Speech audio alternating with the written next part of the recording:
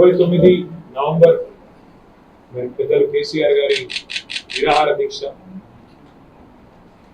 తెలంగాణ వచ్చుడో కేసీఆర్ సచ్చుడో అనే నినాదంతో మొత్తం తెలంగాణ జాతిని జాగృతం చేసిన ఒక అద్భుతమైన చారిత్రక పరిణామం అనే విషయం అందరికీ తెలిసింది.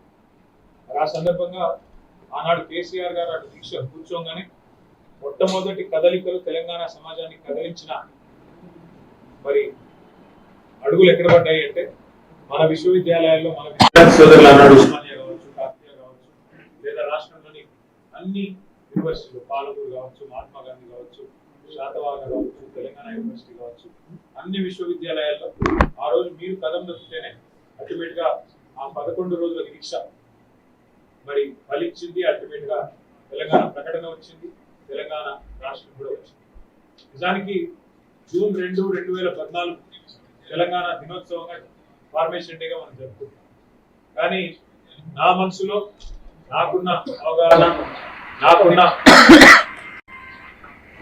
ఆలోచన అయితే ఖచ్చితంగా మన అందరం కూడా దీక్ష ఫలించిన రోజు ఏ రోజైతే మనం విజయ దివస్ గా జరుపుకుంటామో 9 డిసెంబర్ 2009, దాన్ని నిజంగా చెప్పాలంటే తెలంగాణ రాష్ట్ర ఏర్పాటు, తెలంగాణ ఆవిర్భావానికి కూడా కీలక ఘట్టంగా మనందరం కూడా ఒప్పుకోక తప్పని పరిస్థితి. ఆ రోజు మీరు విద్యార్థులుగా 2009 నుంచి ముఖ్యంగా 2014 వరకు కథం దొరికిన పద్ధతి, అందులో ముఖ్యంగా శ్రీకాంతాచారి నుంచి మొదలు పెడితే వందల వేల మంది పిల్లలు ఆ రోజు మరణించిన వారు, దెబ్బలు తిన్న వాళ్ళు, గాయాల పాలైన వాళ్ళు, జైళ్ల పాలైన వాళ్ళు, వీరోచితంగా పోరాటాలు చేసిన వాళ్ళు విద్యార్థి వీరులు ఎవరైతే ఉన్నారో మీ త్యాగం, మీ పోరాటం నిజంగా కూడా అనన్య సామాన్యం. ఎన్ని రకాలుగా కీర్తించినా, అన్ని రకాలుగా పొగిడినా తక్కువనే. అయితే తెలంగాణ రాష్ట్రం మనం అనుకున్నట్టుగా ఏర్పడ్డ ఈ రాష్ట్రంలో పెద్దలు కేసీఆర్ గారి నాయకత్వంలో 10 ఏళ్ల పాటు మరి చాలా గొప్పగా అన్ని రంగాలతో పాటు విద్యా వ్యవస్థను కూడా బాగా చేసే ప్రయత్నం బలంగా మనం చేసినాం. గురుకుల పాఠశాలలు పెట్టడం అయితేనేమి, ప్రతి జిల్లాలో మరి ఆ గురుకుల పాఠశాలల్ని మళ్ళీ జూనియర్ కాలేజీగా అప్గ్రేడ్ చేయడం అయితేనేమి, బహుశా భారతదేశంలో ఏ రాష్ట్రంలో లేని విధంగా రెసిడెన్షియల్ డిగ్రీ కళాశాలలు ఏర్పాటు చేయడంలో అయితేనేమి, వాటితో పాటు జిల్లాకు ఒక మెడికల్ కాలేజీ, జిల్లాకు ఒక నర్సింగ్ కాలేజీ పెట్టడం అయితేనేమి, ఇట్లా ఎన్నో రకాలుగా విద్యారంగ విస్తృతికి, విద్యారంగ బాగుకు కేసీఆర్ గారు ప్రయత్నం చేసినారు. కానీ ఇవాళ కొంతమంది కావాలి రకరకాలుగా మరి గత 10 ఏళ్లలో విద్యారంగంలో ఏమీ జరగలేదన్నట్టుగా కొంతమంది అక్కడక్కడ మాట్లాడుతూ ఉన్నారు, అక్కడక్కడ విమర్శలు చేస్తూ ఉన్నారు. వీటిని తిప్పికొట్టవలసిన బాధ్యత పార్టీ మెయిన్ బాడీకి ఎంతుందో విద్యార్థులుగా మాకంటే ఎక్కువ ఈ బాధ్యత మీరు కూడా తీసుకోవాలని చెప్పి నేను కోరుతా ఉన్నాను. ట్రెడిషనల్ ఫార్మ్స్ లో అంటే సాంప్రదాయ పద్ధతిలో మాత్రమే కాకుండా కొంత వినూత్నంగా బీఆర్ఎస్ విద్యార్థి విభాగం పనిచేయాల్సిన బాధ్యత, అందరం కూడా కలిసికట్టుగా కదలాల్సిన బాధ్యత మన మీద ఉంది. ముఖ్యంగా ఇప్పుడు చూసినట్టయితే 10,000 కోట్ల రూపాయల ఫీజు రీంబర్స్మెంట్ బకాయిలు ఈరోజు రాష్ట్ర ప్రభుత్వం బాకీ పడి ఉంది. 10,000 కోట్లు, ఒకటి కాదు, 2 కాదు. రాష్ట్రంలోని లక్షలాది మంది విద్యార్థుల తల్లిదండ్రులు తలనిల్లిపోతా ఉన్నారు. రేపు టీసీలు ఇచ్చే టైంకు టీసీలు ఇవ్వకపోతే పిల్లలు కూడా ఆగమాగమైపోయి వాళ్ళ భవిష్యత్తు గందరగోళం పడే పరిస్థితి. కాబట్టి తప్పకుండా ఒక పెద్ద ప్రోగ్రాం తీసుకుందాం. ప్రతి నియోజకవర్గంలో వచ్చే నెల డిసెంబర్ 1వ వారంలో దీక్షా దివస్ తర్వాత ఒక పెద్ద కార్యక్రమం బీఆర్ఎస్పీ ఆధ్వర్యంలోనే రాష్ట్ర వ్యాప్తంగా ప్రతి నియోజకవర్గ కేంద్రంలో వేలాది మంది విద్యార్థులను కదిలించే విధంగా తీసుకోవాలని, కేవలం ఫీజు రీయింబర్స్మెంట్ ఒకటే కాదు, రెండవ మాట కూడా మీరు గుర్తుపెట్టుకోండి. 1022 గురుకుల పాఠశాలలు కేసీఆర్ గారు మరి ఎంతో ప్రేమతో రాష్ట్రంలోని విద్యార్థుల కోసం, ముఖ్యంగా బలహీన వర్గాల విద్యార్థుల కోసం కేసీఆర్ గారు ఏర్పాటు చేస్తే ఇవాళ ఆ విద్యార్థులు మరణించే దిశగా, వారికి అన్నం పెట్టక, వారిని సరిగా చూసుకోక, ఇబ్బందుల పాలు చేసి, సరిగా మెయింటెనెన్స్ లేక ఆ ప్రాంగణాలు వాళ్ళ పాము గారికి చచ్చిపోయి కల్తీ ఆహారంతో మరణించి చివరికి ఆత్మహత్యలు చేసుకునే దుస్థితి, దగ్గర 100 మంది పిల్లలు ఇప్పటికే గురుకులాల్లో మరణించిన పరిస్థితి మీ కళ్ళ ముంగట్నే ఉంటుంది. గురుకులాల మీద మీరు బీఆర్ఎస్వి ఆధ్వర్యంలోనే బ్రహ్మాండంగా గురుకుల బాట అనే కార్యక్రమం మీరు చేసిన తర్వాత ప్రభుత్వంలో కొంత చలనం వచ్చింది, కొంత యాక్టింగ్ చేసినారు. మంత్రి గారు పోవాలా, ఎమ్మెల్యే గారు పోవాలా, అధికారులు పోవాలా అని ముఖ్యమంత్రి ఏదో చెప్పినట్టు వాళ్ళు పోయినట్టు 4 రోజులు యాక్టింగ్ చేసినారు. కానీ ఏమాత్రం ఇంప్రూవ్మెంట్ లేదు. ఇంకేమైనా ఉంటే అధోగతి పాలైంది తప్ప ఇవాళ రాష్ట్రంలోని గురుకులాలు అధ్వానంగా మారిన విషయం కూడా నేను మీకు గుర్తు చేస్తా ఉన్నా. ఆ విషయంలో కూడా తప్పకుండా బీఆర్ఎస్వి కొంత పోరాటం చేయాలి, తప్పకుండా మనం క్రియాశీలంగా ముందుకు పోవాలని చెప్పి కూడా నేను కోరుతా ఉన్నాను. కానీ పోరాటాలు చేయడం ఒక ఎత్తు, వాటి గురించి మళ్ళీ ప్రజల్లోకి తీసుకొని పోవడం ఇంకొక ఎత్తు. తప్పకుండా మనం చైతన్యవంతంగా పనిచేయడంతో పాటుగా మరి పోరాటం చేసే విషయాన్ని కూడా కింది స్థాయి దాకా తీసుకొని పోవాలి. ఇక్కడ ఉన్న ప్రతి పిల్లగాడి దగ్గర, మనోడి దగ్గర, తమ్ముడి దగ్గర మీ అందరి ఫోన్లు ఉన్నాయి. ఫోన్లో మీరు అందరూ సోషల్ మీడియా చూస్తారని నాకు తెలుసు. కానీ చాలా మంది యాక్టివ్గా లేరు మన విద్యార్థి విభాగంలో. నిజానికి అందరికంటే ఎక్కువ యాక్టివ్ ఉండాల్సింది మీరు. కానీ మీరు ప్రేక్షక పాత్ర పోషిస్తున్నారు, అలా చూస్తున్నారు తప్ప మీరు చేస్తున్న పని చెప్పుకుంటలేరు. మీరు అలా ఫోకస్ అయితేనే, అలా చెప్పుకుంటేనే, ప్రతి అంశం మీద కంటెంపరీ పాలిటిక్స్ లో మాట్లాడితేనే మీరు నాయకులుగా ఎదుగుతారు తప్ప లేకపోతే మరి కేవలం ప్రేక్షకులుగానే మిగిలిపోయే ప్రమాదం ఉంటుంది. ఎందుకంటే ఇప్పుడు విద్యార్థి ఎన్నికలు లేవు, విద్యార్థి సంఘాల ఎన్నికలు లేవు. గతంలో ఉన్నారు జగదీశ్వర్ రెడ్డి గారు లాంటి నాయకులు, వీళ్ళంతా కూడా విద్యార్థి ఉద్యమం నుంచి ఎదిగి వచ్చిన నాయకులు. ఇప్పుడు బాలక సుమన్ గాని, అట్లాగే జగదీష్ అన్న గాని, ఇంకా చాలా మంది విద్యార్థి రాజకీయాల్లోంచి, విద్యార్థి దశలోనే రాజకీయాల్లో, ఆనాడు సిద్ధార్థ కాలేజీలో అన్న కూడా మరి విద్యార్థి ఎన్నికల్లో పోటీ పడ్డ నాయకులు. ఇట్లా ఆ రోజుల్లో ఎలక్షన్ ఉండేవి కాబట్టి విద్యార్థి నాయకులు కూడా ఎదిగారు. కానీ ఇప్పుడు లేవు, ఎన్నికలు లేవు. కాబట్టి మీరు మీ యాక్టివిజం ద్వారా, ప్రభుత్వాన్ని క్వశ్చన్ చేయడం ద్వారా, సొసైటీలో ఉన్న కొన్ని సమస్యలను ఎత్తి చూపడం ద్వారా తప్పకుండా ప్రజల దృష్టిని ఆకర్షించే అవకాశం మీకు ఉంటుంది. ఉదాహరణకి మీ భవిష్యత్తును, రాష్ట్ర భవిష్యత్తును, రాష్ట్ర ప్రజల భవిష్యత్తును తాకట్టు పెడుతూ రేవంత్ రెడ్డి గారు మొన్న ఒక నిర్ణయం తీసుకున్నారు. నేను చిన్న మాట మీకు చెప్తే అర్థమవుతుంది. అర్థం చేసుకున్న తర్వాత దీన్ని మీరు విశ్లేషించవచ్చు, ఎట్లా ఎట్లా చెప్పాలో కూడా మీరు ఆలోచించవచ్చు. అంటే కంటెంపరీ ఇష్యూస్ మీద కూడా మీరు మాట్లాడాలి చెప్పడానికి మీకు ఈ విషయం చెప్తా ఉన్నాను. ప్రభుత్వము ఎప్పుడైనా, ఏ ప్రభుత్వం, మన ప్రభుత్వం ఉన్నా, కాంగ్రెస్ ఉన్నా, టీడీపీ ఉన్నా, బీజేపీ ఉన్నా, ఎవరున్నా దేశం ఎక్కడ ప్రభుత్వాలు వాళ్ళ ప్రభుత్వ ఉద్యోగాలు కొంత మేరకు ఇవ్వగలుగుతాయి. ఆ తర్వాత సహజంగానే ప్రైవేట్ రంగంలో పెట్టుబడులు ఆహ్వానించి మరి మీరు తప్పకుండా ఉపాధి కల్పన లక్ష్యంగా పనిచేస్తాయి. ఏ ప్రభుత్వాలకి పనిచేయక తప్పని పరిస్థితి.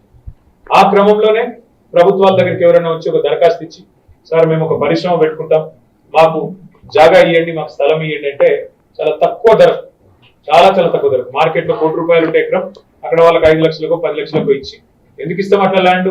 ఒకటే ఒక్క కారణం, ఉద్యోగాలు ఇస్తారు, దీంతో పాటు ట్యాక్స్ వస్తే రెవెన్యూ వస్తుంది, ప్రభుత్వానికి ఆదాయం పెరుగుతుంది, రాష్ట్రానికి మంచి జరుగుతుంది, ఎకనామిక్ యాక్టివిటీ జరుగుతుంది అనే ఉద్దేశంతోనే ల్యాండ్స్ ఇస్తాం. ప్రతి ప్రభుత్వం చేస్తుంది ఆ పని. దేశంలో కేంద్ర ప్రభుత్వం చేస్తుంది, మనం చేస్తాం, అందరం చేస్తాం. అట్లా గత 50-60 సంవత్సరాలుగా హైదరాబాద్ మహానగరంలో 21 పారిశ్రామిక వాడలు ఏర్పడ్డాయి. హైదరాబాద్ మహానగరంలో ఓఆర్ఆర్ లోపల, ఓఆర్ఆర్ కొద్దిగా బయట 21 పారిశ్రామిక వాడలు. ఇప్పుడు జీడిమెట్ల, మల్లాపూరు, నాచారము, కాటేదాను, అట్లాగే మన బాలనగర్ లో చాలా ఇండస్ట్రియల్ ఏరియాస్, పారిశ్రామిక వాడలు ఏర్పడ్డాయి. పారిశ్రామిక వాడలు మొత్తం గవర్నమెంట్ ఏర్పాటు చేసింది. రెవెన్యూ భూములు, ప్రజల భూములు తీసుకొని, రాష్ట్రం సంపద తీసుకొని చాలా తక్కువ ధర ₹1,00,00,000 ఉండే కాడ 5 లక్షలకు 10 లక్షల కంటే 5% 10% మార్కెట్ రేట్ మీద ఇచ్చేసి మీరు ఉపాధి కల్పన చేయండి అని చెప్పి పారిశ్రామికవేత్తలకు ప్రభుత్వాలు మరి భూములు ఇచ్చినాయి. సరే, భూములు ఇచ్చినాయి, ఇచ్చిన తర్వాత ఏం జరిగింది? ఆ భూములు నగరం విస్తరించిన కొద్దీ నగరం మధ్యలోకి వచ్చినాయి, నగరం విస్తరిస్తూ పోయింది. ఇవాళ రేవంత్ రెడ్డి ప్రభుత్వం, కాంగ్రెస్ ప్రభుత్వం చేస్తున్న స్కామ్ ఎంత పెద్దది అంటే, మీకు చిన్న ఎగ్జాంపుల్ నేను చెప్తాను. మన ప్రభుత్వం ఉన్నప్పుడు కూడా నేను పరిశ్రమల మంత్రిగా పనిచేసిన, మున్సిపల్ మంత్రిగా పనిచేసిన. నా దగ్గరికి కొంతమంది వచ్చినారు, అన్న మాకు 10 ఎకరాల భూమి ఉంది నాచారంలో, దీన్ని మీరు మాకు లైసెన్స్ ఇవ్వండి, పర్మిషన్ ఇవ్వండి, ఈ 10 ఎకరాలు నేను అపార్ట్మెంట్ కట్టుకుంటా, మాల్ కట్టుకుంటా అంటాడు. నేను అన్నా, ఈ 10 ఎకరాలు ఎందుకు ఇచ్చింది ప్రభుత్వం అంటే, ఇండస్ట్రీ పెట్టమని ఇచ్చింది. ఇండస్ట్రీ పెట్టమని ఇస్తే ఇండస్ట్రీ నడుస్తలేదన్నా, ఏం చేయాలి? మొత్తం నగరం మధ్యలోకి వచ్చింది కదండి. నేను నాన్ పొల్యూటింగ్ ఇండస్ట్రీ నడుపు, పొల్యూటింగ్ ఇండస్ట్రీ అయితే ప్రజలు అబ్జెక్షన్ పెడతారు. నాన్ పొల్యూటింగ్ ఇండస్ట్రీ నడుపు, ఐటీ పెట్టు వద్దంటలేదు కదా, ఐటీ పట్టుకో అంటే అట్లా నేను అపార్ట్మెంట్ కట్టుకుంటా, నేను మొత్తం మాల్ కట్టుకుంటా, నా కుటుంబానికి మొత్తం పైసలు వేసుకొని పోతా. నేను మరి నీకు 5 లక్షలకు 10 లక్షలు ఇచ్చి, 10 లక్షలకు ఎకరం ఇచ్చి ఇలా నువ్వు మొత్తం అమ్ముకొని పోతా అంటే, మరి ప్రజల సొమ్ము ఇది, నీ సొమ్ము కాదు, నా సొమ్ము కాదు, అట్లెట్లు ఇస్తాం ఇయ్య అని చెప్పి. ఇవ్వకపోగా నేను ఒక పాలసీ తీసుకొచ్చిన అన్నాడు మంత్రిగా. గ్రిడ్ పాలసీ ఏం తెచ్చింది? గ్రిడ్ అంటే ఏంది? Growth in dispersion. ఐటీ అనేది మొత్తం ఇక్కడనే వస్తుంది పశ్చిమ హైదరాబాద్ లో, దీన్ని అన్ని వైపులా విస్తరించాలి, దక్షిణం వైపు, అట్లాగే ఉత్తరం వైపు, తూర్పు వైపు కూడా విస్తరించాలని చెప్పి గ్రిడ్ పాలసీ అందించి ఎక్కడెక్కడైతే ఇట్లాంటి పారిశ్రామిక వాడలు ఉన్నాయో వాళ్ళకి మనం ఏం చెప్పినాం?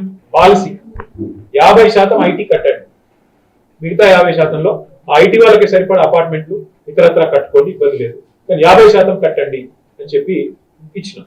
దీనికి స్ఫూర్తి ఏంటి అంటే, బాంబేలో కూడా ఇట్లే, ముంబైలో మిల్స్ వచ్చినాయి, టెక్స్టైల్ మిల్స్, కమలా మిల్స్ అని, ఫీనిక్స్ మిల్స్ అని, పెద్ద పెద్ద మిల్స్ వచ్చినాయి, 100 ఎకరాలు 150 ఎకరాలు.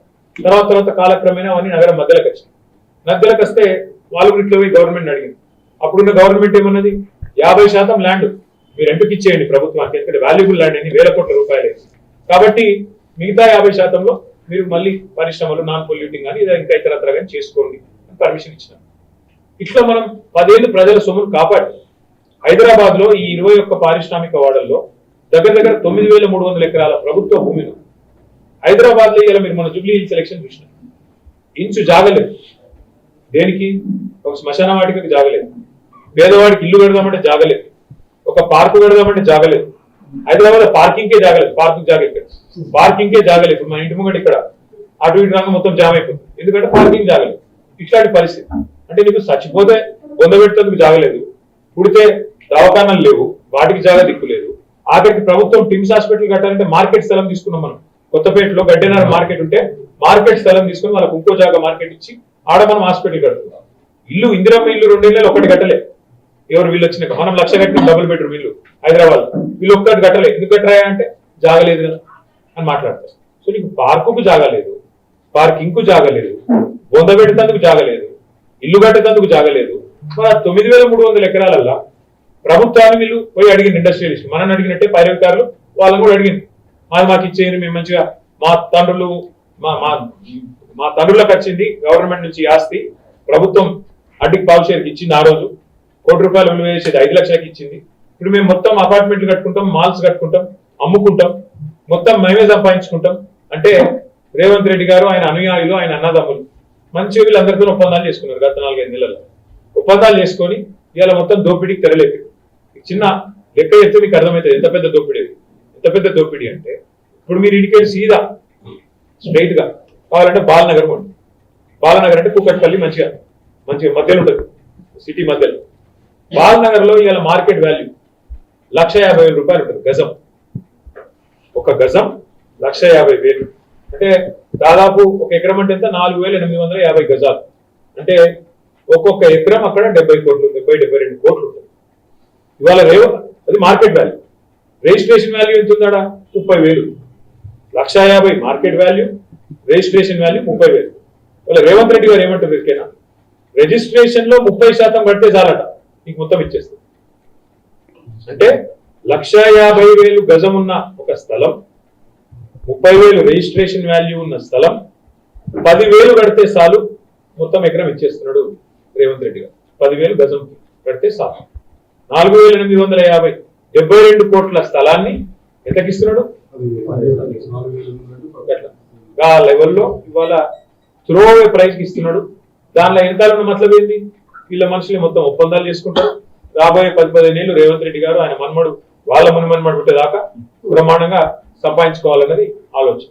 ఇక్కడ ఇంపార్టెంట్ పాయింట్ ఏంటంటే 9,300 ఎకరాలు అంటే హైదరాబాద్ లో ఎక్కడ పోయినా మీరు ఈ రోజు 50 కోట్ల కంటే ఎక్కడ తక్కువ లేదు. ఎకరం 40-50 కోట్ల కంటే ఎక్కడ తక్కువ లేదు. 40 కోట్లు వేసుకుంటే 9,300 × 40 అంటే ఎంత? దగ్గర 4 లక్షల కోట్లు. 50 కోట్లు వేసుకుంటే ఒక ఎకరం 9,300 అంటే దగ్గర 4,60,000 కోట్ల నుంచి 5 లక్షల కోట్లు. సో ఈ చిన్న చిత్క కుంభకోణం కాదు, 4 లక్షల నుంచి 5 లక్షల కోట్ల కుంభకోణం. రేవంత్ రెడ్డి గారి మనవాడికి మునుమనవాడు పుట్టేదాకా, వాళ్ళ మునుమనవాడు పుట్టేదాకా ఆయన డోక లేకుండా అదాని అంబానీ ఒకటే దెబ్బల క్రాస్ కావాలన్న చక్కర్లా ఇవాళ రేవంత్ రెడ్డి గారి స్కెచ్ చేసి, మరి దీని మీద మాట్లాడకపోతే, దీని మీద కొట్లాడకపోతే, దీని మీద పోరాటం చేయకపోతే రేపుగా ఎలక్షన్లు ఉండవు, ఏముండవు, కొనుక్కునే ఉంటుంది మొత్తం. మీద నిలబెట్టి మనిషికి ₹1,00,000 వాడేసి కొనేస్తారు రేవంత్ రెడ్డి గారు. ఇది జరగబోతున్న పరిణామం.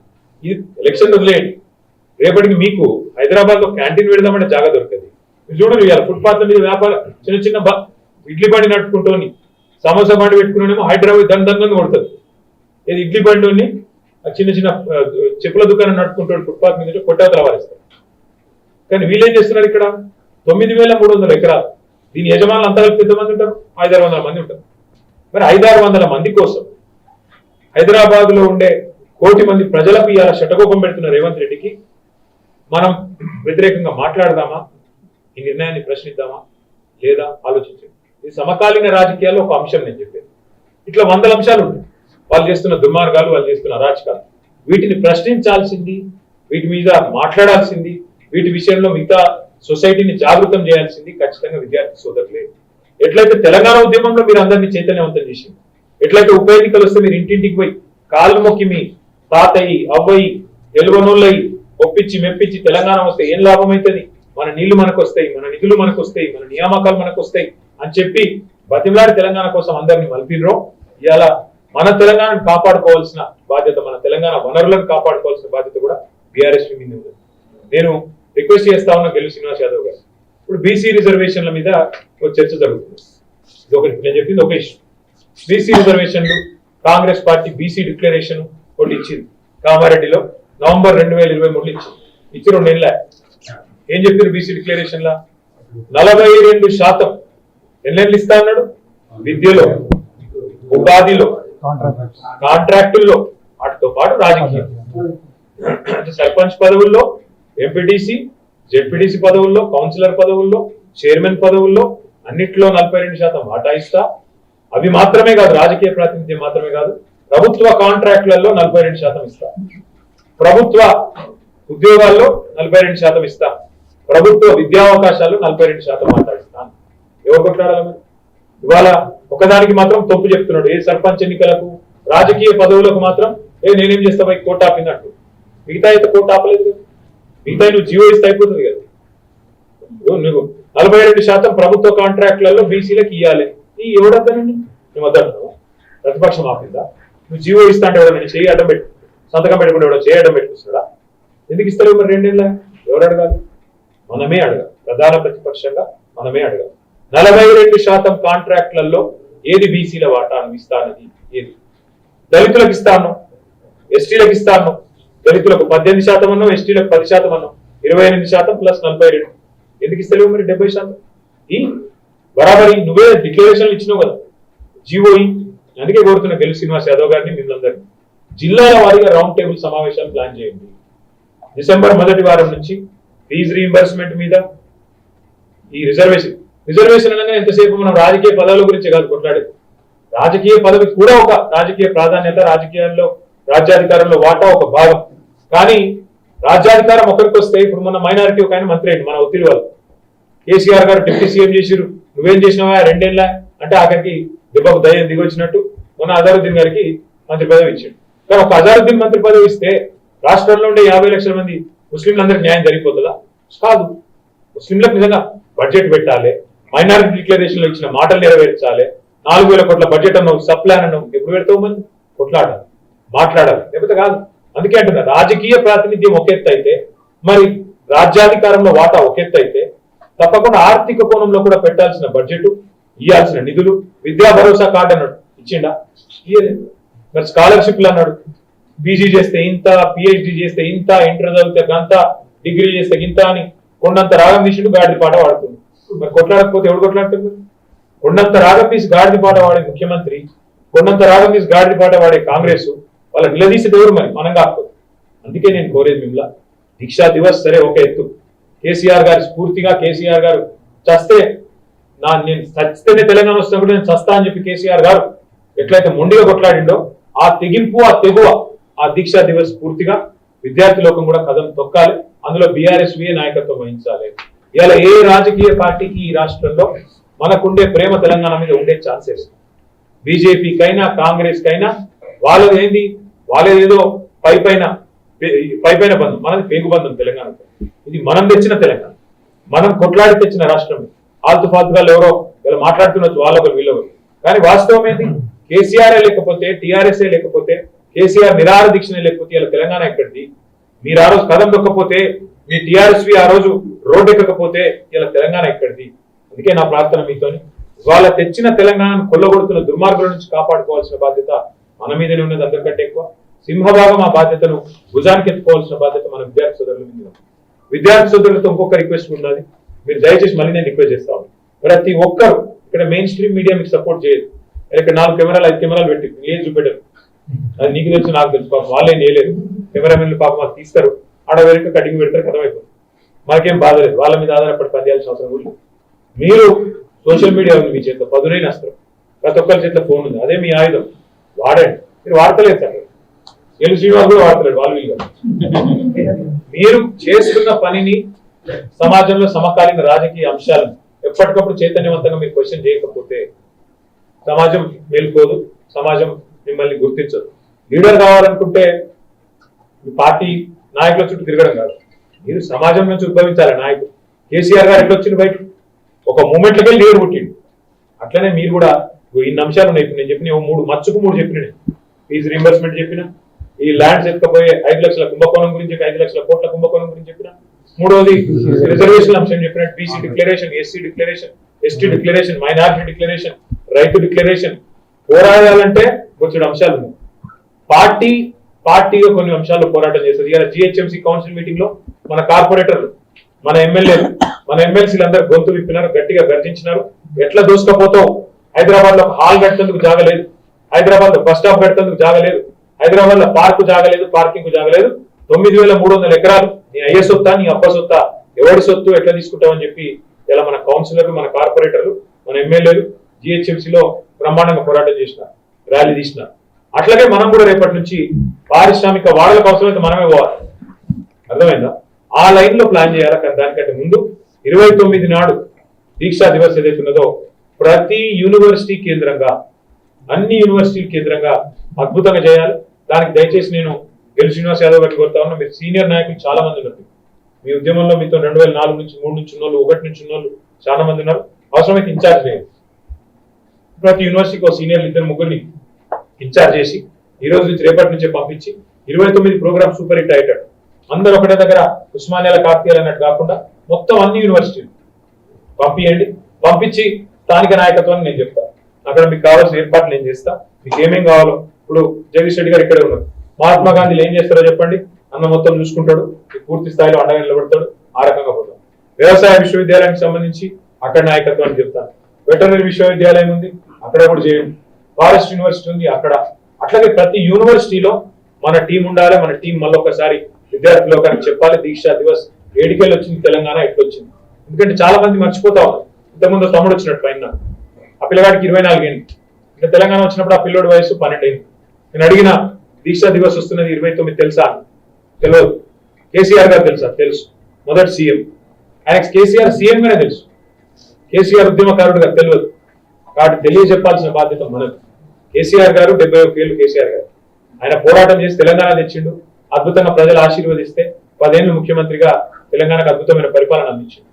మరి ఈ వచ్చే తరం ఆయన గొప్పతనాన్ని, ఈ తెలంగాణ పోరాటంలో విద్యార్థి పాత్ర, విద్యార్థులు ఏ రకంగా కథం దొక్కి చెప్పాల్సిన బాధ్యత, తర్ఫీదు ఇచ్చి భవిష్యత్తు నాయకులను తయారు చేసుకోవాల్సిన బాధ్యత మీది, నాది, మనందరి.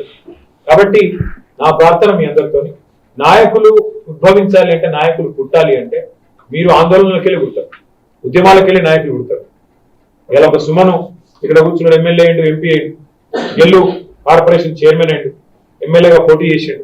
అట్లా ఇంకెంతో మంది నాయకులు, వాసుదేవరెడ్డి చైర్మన్ అయ్యిండు, రాకేష్ అక్కడ ఉన్నాడు చైర్మన్ అయ్యిండు. ఒకరు కాదు, ఎంతో మంది నాయకులు అయ్యిండ్రు, ఇంకెంతో మంది నాయకులు అయ్యేది ఉన్నారు, ఇంకా కూడా అవుతారు. ఇంకా రేపు డీలిమిటేషన్ అవుతున్నారు. గట్టిగా పనిచేసి ముందుకొచ్చి పోరాడే నాయకులకు, గుర్తింపు ఉండే నాయకులకు, ప్రజా పోరాటాల నుంచి వచ్చే నాయకులకు డెఫినెట్ గా గుర్తింపు ఉంటుంది. ఏదో రూపం మీరు ఎదిగొస్తారు. కానీ దానికి చేయాల్సింది నిజంగా ప్రతిపక్షంలో చేనేతారు. ఎవరైనా సరే నాయకులు ప్రతిపక్షంలోనే చేనేతారు. ఇప్పుడు జగదీష్ అన్న సోషల్ మీడియా ఫాలోయింగ్ ఎల్లవరికి చూస్తురా?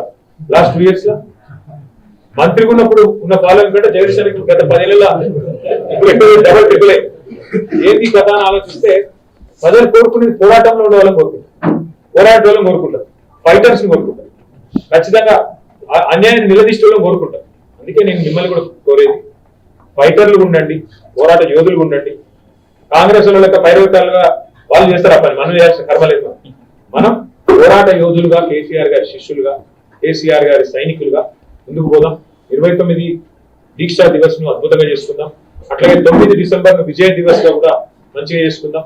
ఈ రెండు కూడా దీక్ష ప్రారంభమైన రోజు, దీక్ష ఫలవంతమైన రోజు, 2 ముఖ్యమైన మనకు డేస్. వాటి రెండింటిని కూడా మంచిగా బ్రహ్మాండంగా చేద్దామని చెప్పి కూడా మీకు విజ్ఞప్తి చేస్తూ, నాకు తెలిసి ఇంకా మీకు బోధన లేదు, వాటికి మీ ఓపిక పరీక్ష పెట్టకుండా మీరందరూ భవన్ కొని చేసుకోండి, ప్రోగ్రామ్ డిజైన్ చేసుకోండి. మొత్తం ఏ యూనివర్సిటీ యూనివర్సిటీ ఒక 3-4 సీనియర్ ఇన్ఛార్జ్ అయ్యింది.